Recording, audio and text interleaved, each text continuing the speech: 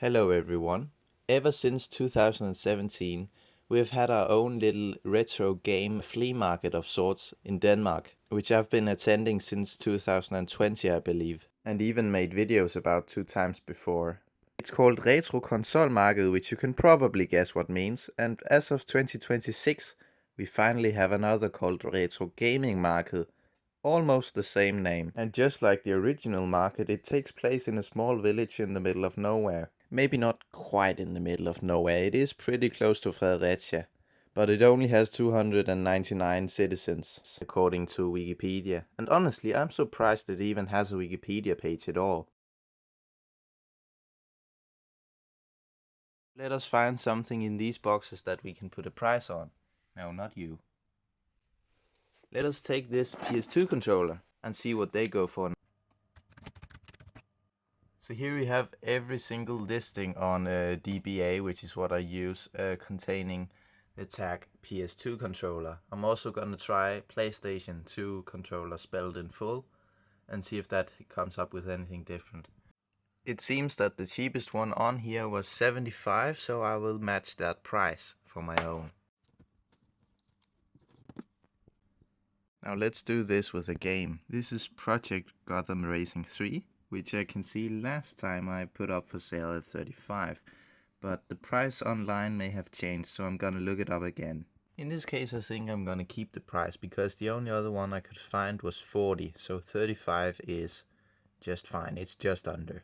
So now the obvious next step is to find some good music and put that on while I find prices for more games. And I currently have King for a Day stuck in my brain, so I'm gonna choose the album that it's from, because that's a great way to get rid of a song you have stuck in your head, and also it's just a great album.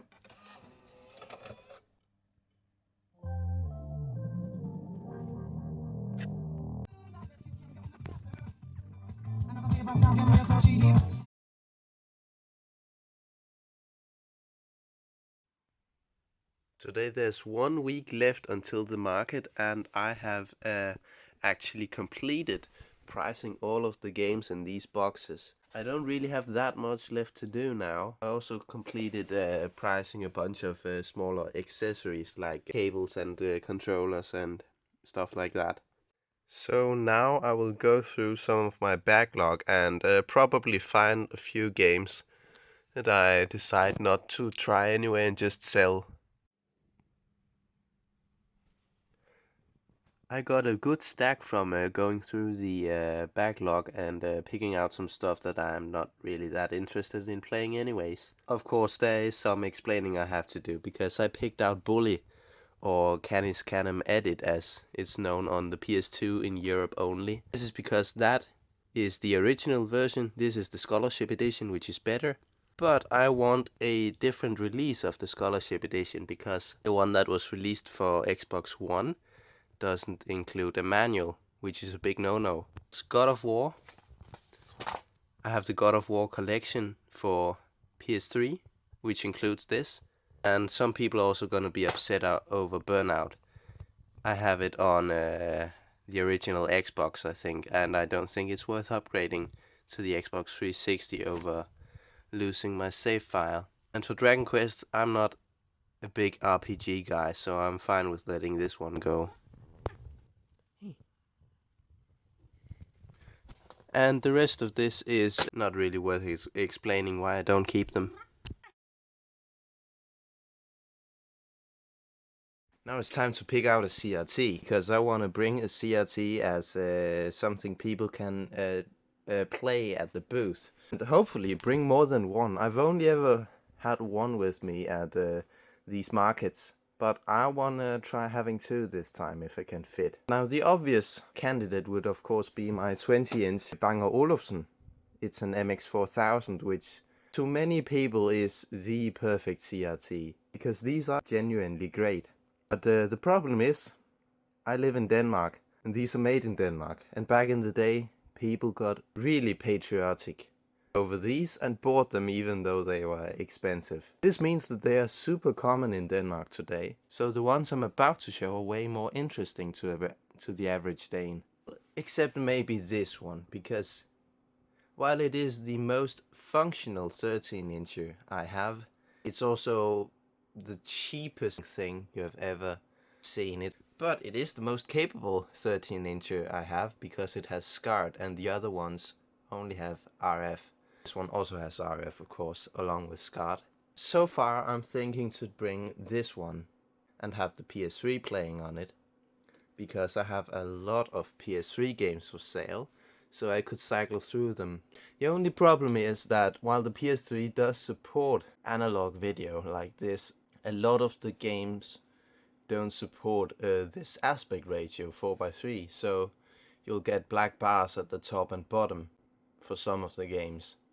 But I guess I'll just have to avoid that, because getting a flat panel, while it is possible to bring that instead, it's just not as interesting as a CRT, is it? Another option, if I want to go real old school, this one is from the late 70s. It's a 13-inch Tensai. It's black and white, it has RF only, and I broke one of the dials, meaning that I can only use VHF, I can't use UHF anymore. So that leaves pretty much Pong and Nintendo Entertainment System through to the Nintendo GameCube. So while it looks really cool with the red plastic, it's not that useful, and it's black and white. Then we have my third 13-inch TV. This is a Mitsubishi. This one is color and RF only, but it does take all RF signals, unlike this one. Also a great contender. And then there's my two 5.5-inch black and white CRTs. They're cheaply made and not really that good, but they're just so cool looking because of the size. Look at them next to my hand. This one has composite, this one has RF, but I can only bring one of them because they use the same power supply, which I only have one of. Actually, I could use the power supply with this one, and then for the other one I could have all of these batteries, but I think that's gonna get expensive, and I don't think one set of batteries is gonna last the full day. So I'm not even gonna bother with the batteries, and just pick one of them if I decide to have one of these. I set my alarm to 5:40 and was surprisingly up only 10 minutes later. Good morning. This is not a humane time to get up. I had to look up the names of all the ingredients here. Apparently this is called a bread roll in English, and the chocolate doesn't even have an English name because it's a Danish invention. I've had pålægschokolade all my life and I had no idea it was a Danish thing until today, where I had to look up the English name.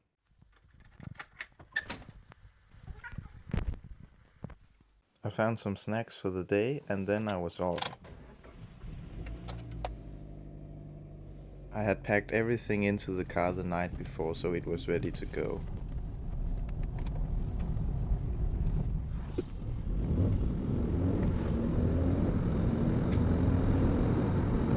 Once the sun came up, you could really tell that the weather was...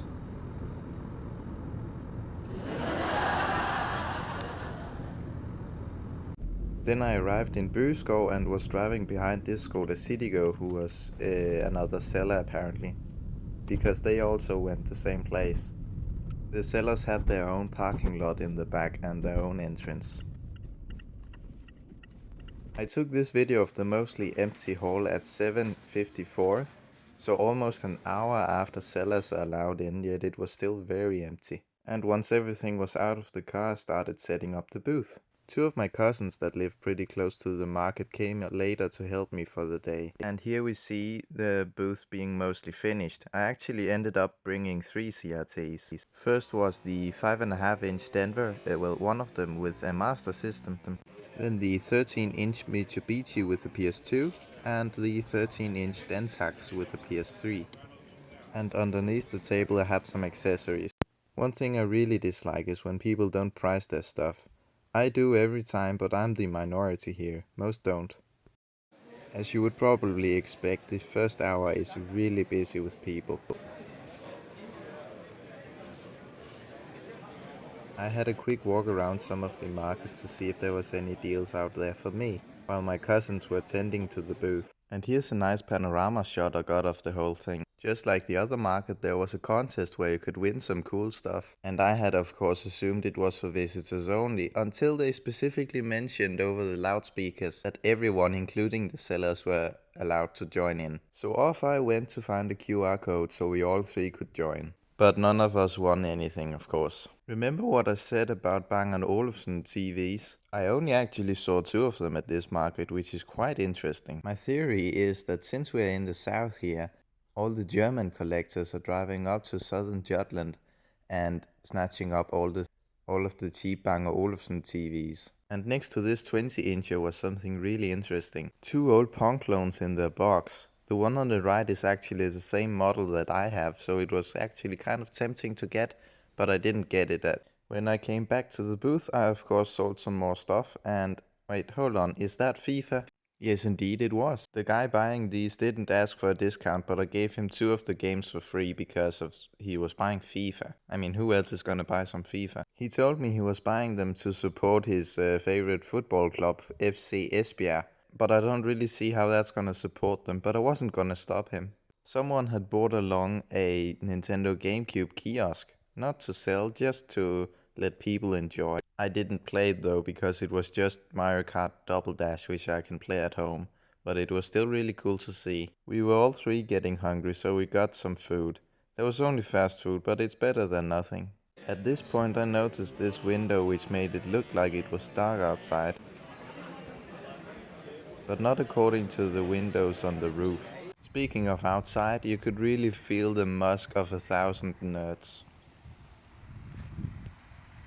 So I went out for a quick walk and saw this Volkswagen Golf with Pac-Man decorations.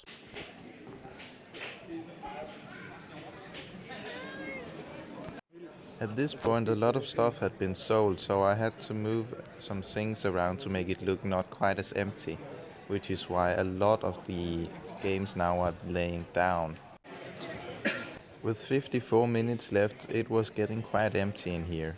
Even a few tables that were cleared. I think by the end here it was only actually sellers looking at each other's booth, so I also started to take my booth down, and even made this section of free stuff, but no one even came to look at it. This is 18 minutes after closing, and I've cleared both of my tables but still need to get all my stuff into the car. My little wagon here was a lifesaver. Oh, I finally have the last things. It's empty now. And the weather turned really lovely. And here we see the last few people getting their stuff out to their cars in the rain. But luckily I am done now.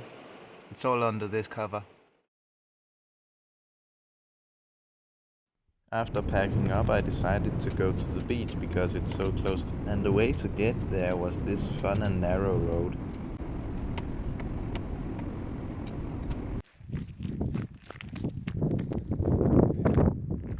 The beach.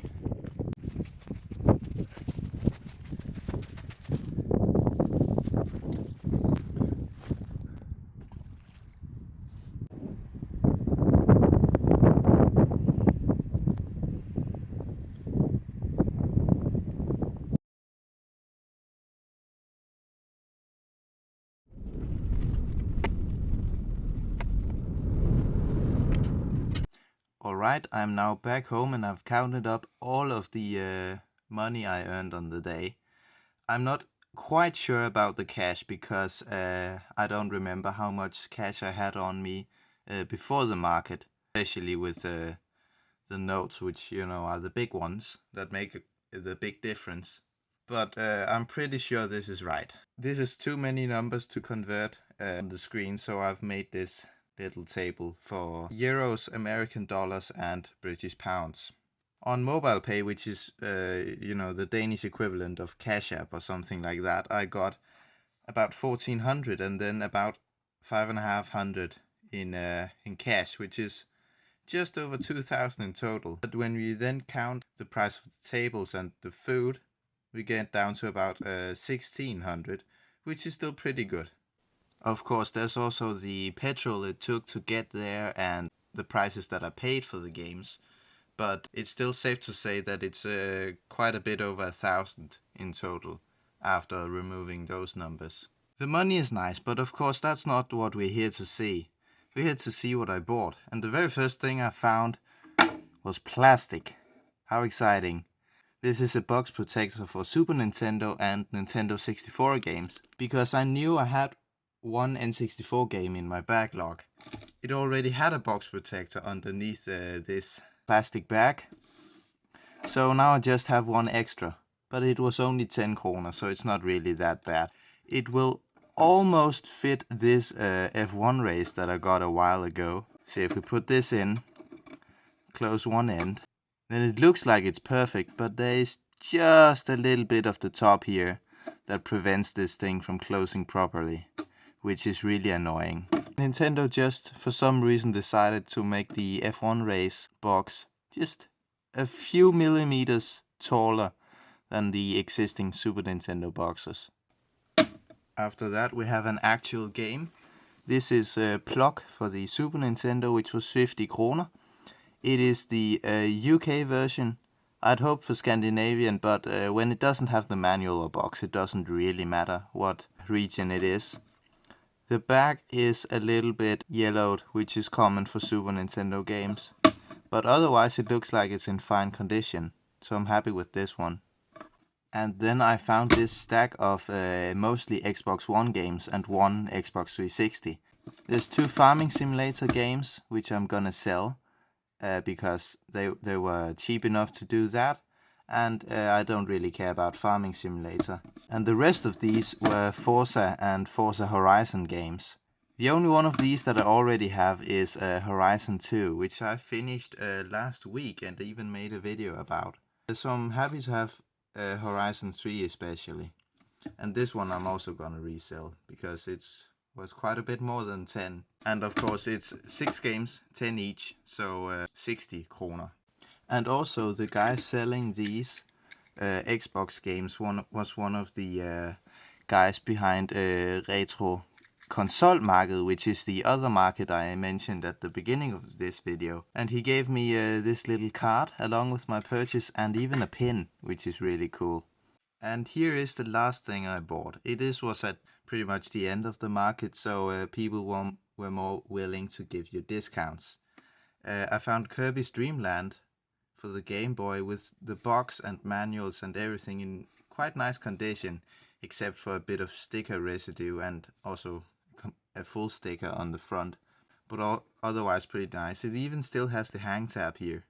And it is the Scandinavian version, even though it has English text, but the manual and stuff like that is in Danish, which is really nice.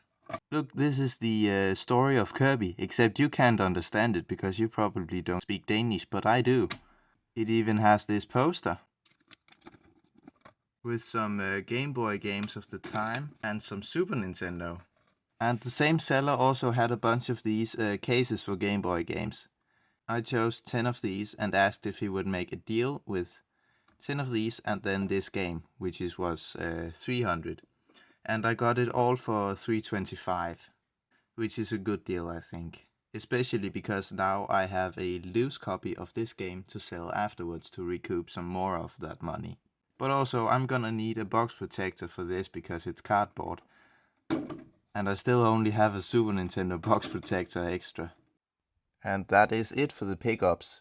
As for these box protectors, the one that was supposed to go to an N64 game currently has F1 race, even though it doesn't quite fit right. And Kirby's Dream Land has a proper one that I bought sometime after the market. And the Retro Konsolmarked pin has found a home right here on this LED string that I've had up since Christmas but haven't taken down. So thank you for watching, and I'll see you next time.